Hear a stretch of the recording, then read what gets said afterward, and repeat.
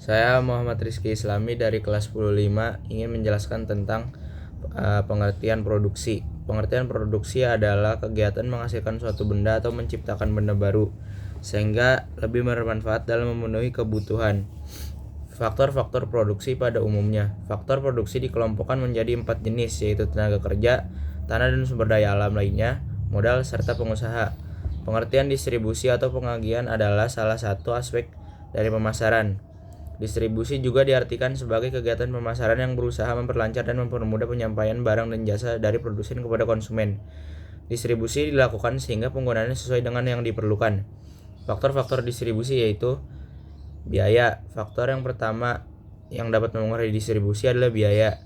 Kedua, sifat pembayaran. Faktor lainnya yang dapat mempengaruhi kegiatan distribusi adalah sifat pembayaran. Yang ketiga, jumlah penjualan. Yang keempat, sifat barang. Yang kelima, tingkat keuntungan. Dan yang keenam, modal. Mata rantai distribusi adalah kegiatan yang berkaitan dengan pemindahan dan penyaluran barang atau jasa dari produsen hingga sampai ke konsumen. Ada dua jenis saluran atau mata rantai distribusi, yaitu distribusi pendek dan distribusi panjang. Pengertian pengertian konsumsi. Konsumsi adalah kegiatan yang bertujuan mengurangi atau menghabiskan daya guna suatu benda, baik berupa barang maupun jasa, untuk memenuhi kebutuhan dan kepuasan secara langsung. Orang yang menjalankan kegiatan konsumsi disebut juga sebagai konsumen. Konsumen adalah pemakai barang dan atau jasa. Tujuan konsumsi: mengurangi nilai guna barang atau jasa secara bertahap, menghabiskan nilai guna barang sekaligus. Teori kardinal dan ordinal adalah dua pendekatan yang digunakan dalam pengukuran dan peringkat objek atau konsep. 1. Teori kardinal. Teori kardinal mengasumsikan bahwa kita dapat memberikan angka atau nilai numerik yang tepat atau mengukur atau membandingkan objek atau konsep. Dalam teori ini, peringkat atau nilai yang diberikan memiliki arti yang jelas dan dapat dihitung secara matematis.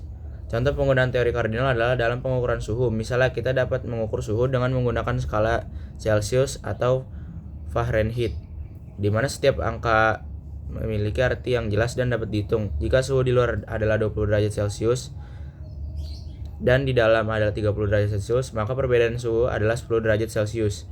Teori ordinal. Teori ordinal mengasumsikan bahwa kita dapat memberikan peringkat relatif atau urutan pada objek atau konsep, tetapi tidak dapat memberikan nilai numerik yang tepat. Dalam teori ini, peringkat atau urutan yang diberikan hanya menunjukkan hubungan relatif antara objek atau konsep tersebut.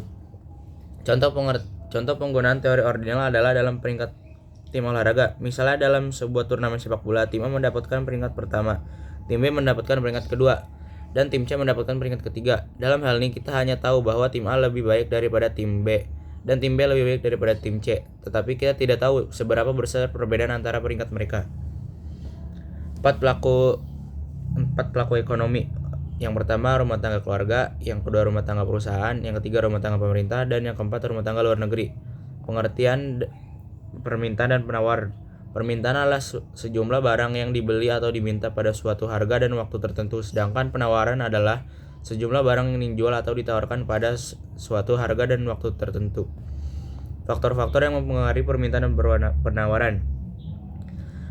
Pertama, harga barang itu sendiri. Harga barang yang murah namun berkualitas umumnya akan mendatangkan banyak peminat sehingga permintaan tinggi. Yang kedua, harga barang lain yang terkait tingkat pendapatan dan daya beli konsumen, selera masyarakat, dan jumlah penduduk. Satu contoh fungsi soal permintaan dan penawaran. Ketika harga barang 60.000 per unitnya, maka jumlah permintaan sebanyak 20 unit. Ketika harga barang 40.000 per unit, jumlah permintaannya 30 unit. Carilah persamaan fungsi permintaan. Diketahui Q2 sama dengan 30, Q1 sama dengan 20, P2 sama dengan 40, P1 sama dengan 60. Hitunglah memakai rumus persamaan garis lurus. P dikurang P1 sama dengan Q dikurang Q1 per P2 dikurang P1 sama dengan Q2 min Q1. P dikurang 60 per 40 dikurang 60 sama dengan Q dikurang 20 per 30 dikurang 20. P dikurang 60 per min 20 sama dengan Q min 20 per 10. 10 P dikurang 600 sama dengan min 20 Q plus 400. 10 P sama dengan 20 Ki plus 1000.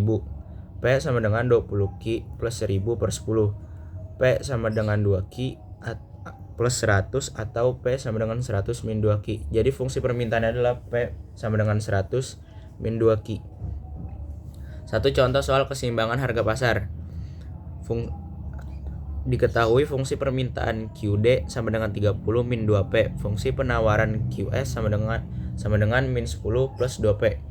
Hitunglah harga dan output keseimbangan dari persamaan tersebut. Jawabannya QD sama dengan QS 30 min 2P sama dengan min 10 plus 2P min 2P min 2P sama dengan 10 min 30 min 4P sama dengan min 40 P sama dengan 10. Dari nilai P sama dengan 10 kita bisa memasukkan ke persamaan QD sama dengan 30 min 2P, QD sama dengan 30 min 2, 10. QD sama dengan 30 min 20 sama dengan 10. Jadi keseimbangan tercapai saat harga 10 dan output sebanyak 10 unit. Terima kasih. Wassalamualaikum warahmatullahi wabarakatuh.